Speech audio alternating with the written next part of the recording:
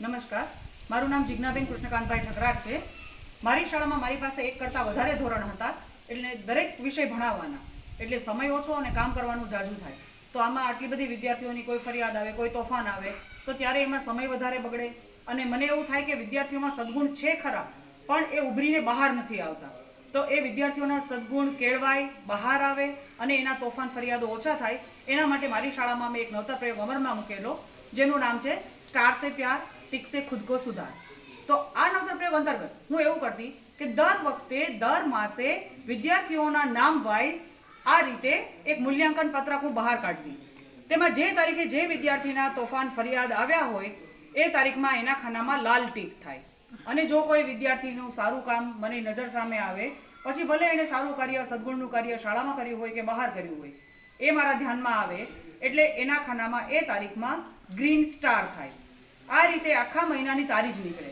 સૌથી વધારે જેને લાલ ટીક મળી હોય એના માટે એક કાર્ડ તૈયાર કરું અને સૌથી વધારે જેને ગ્રીન સ્ટાર મળ્યા હોય એના માટે હું એક કાર્ડ તૈયાર કરું. તો મહિનાને અંતે પ્રાર્થના સભામાં આ બંને વિદ્યાર્થીઓ જેને રેડ ટીક વધારે મળી છે અને ગ્રીન સ્ટાર વધારે મળ્યા છે, એમના વાલીને હું બોલાવું. તેમની હાજરીમાં ગ્રીન સ્ટાર અચીવ કરનાર વિદ્યાર્થીને હું કોઈ પણ એક ગિફ્ટ આપું અને સાથે આવું એક ગ્રીન સ્ટાર વાળું કાર્ડ પણ આપું. જ્યારે રેડ ટીક વાળા વિદ્યાર્થીને એમની ફરિયાદો ઓછી થાય, એમની જુબાનમાં મીઠાશ આવે એવા હેતુસર એક ચોકલેટ આપું અને સાથે આવું રેડ ટીક વાળું એક કાર્ડ આપું, જેની અંદર એ વિદ્યાર્થીઓએ શું અચીવ કર્યું છે અથવા શું ભૂલ કરી છે એ માટેનું લખાણ હોય, જેથી એ વિદ્યાર્થીને યાદ રહે કે આપણો કયો સદગુણ છે. અને દરેક વિદ્યાર્થીને, પ્રાર્થનામાં બેઠેલા વિદ્યાર્થીઓને પણ ખ્યાલ આવે કે કોઈ વિદ્યાર્થીને શા કારણે રેડ ટીક મળી છે અથવા તો શા કારણે ગ્રીન સ્ટાર મળ્યો છે. આ રીતે દર વખતે માસવાર હું આવું મૂલ્યાંકન પત્રક તૈયાર કરતી, જેની ખૂબ ધારી અસર થઈ વિદ્યાર્થીઓ પર. અને કોઈ સલાહ ઉપદેશ કે એના વગર એ વિદ્યાર્થીઓ જાતે સુધરવા માંડ્યા. કારણ કે દરેકને ખટકતું કે મારા ખાનામાં રેડ ટીક આવવી ન જોઈએ. એના માટે સભાનપણે બધા જ વિદ્યાર્થીઓ પ્રયત્ન કરતા. અને આપ જોઈ શકો એમ અહીંયા ત્યાર પછી ક્રમશઃ માસવાર જેવું મૂલ્યાંકન કરતી, તો પ્રથમ વખતે આપે જોયું એમાં ઘણી બધી રેડ ટીક હતી. ત્યારબાદ આ રીતે જે થોડા મહિનાઓ વીત્યા બાદ જે મૂલ્યાંકન પત્રક તૈયાર થયું એમાં રેડ ટીક ઓછી હતી અને દરેક વિદ્યાર્થીઓ એવો પ્રયત્ન કરતા કે મને ગ્રીન સ્ટાર મળે. મતલબ કે દરેક વિદ્યાર્થીઓ એટલા સારા કાર્યોમાં જોડાવાનો પ્રયત્ન કરતા, તેમના સદગુણો ઉભરીને બહાર આવવા લાગ્યા.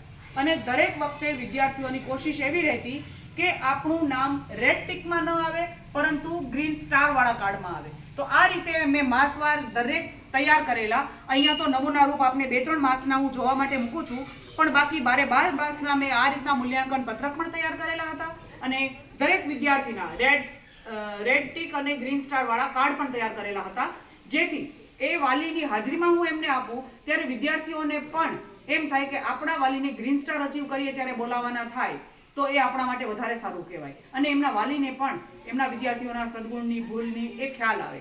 આ રીતે વિદ્યાર્થીઓને કોઈને કશું ઠપકો પણ ન આપવો પડે, જો કે આપવાનો હોય પણ નહીં, અને એ જાતે જ પોતાના સદગુણો અને પોતાની ભૂલથી અવગત થાય, ભૂલો સુધારીને આગળ વધે અને ખૂબ એના સદગુણો કેળવાય. એ માટે મારો આ નવતર પ્રયોગ સ્ટાર સે પ્યાર ટિક સે ખુદ કો સુધાર ખૂબ સફળ રહ્યો. આશા રાખું છું કે આપને પણ આપની શાળામાં આ પ્રયોગ જો અમલમાં મૂકશો તો ખૂબ સફળતા મળશે. Thank you.